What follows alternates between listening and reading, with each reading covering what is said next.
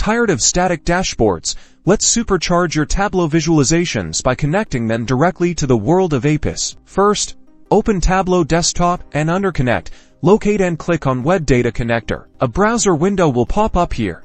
You'll need to enter the URL of the Web Data Connector that corresponds to the API you want to access. This URL is usually provided by the API provider, so copy and paste it carefully. The Web Data Connector interface will load. This is where you'll configure your API query depending on the API.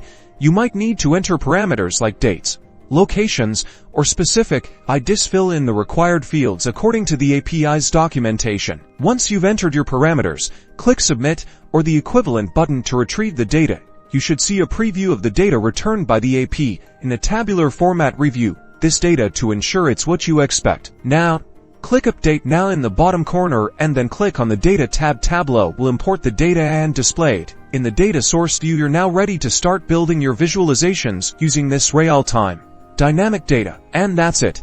You've successfully connected Tableau to an API, unlocking a world of real-time data possibilities. Start exploring and create some amazing dynamic dashboards. Don't forget to like and subscribe for more Tableau tips and tricks.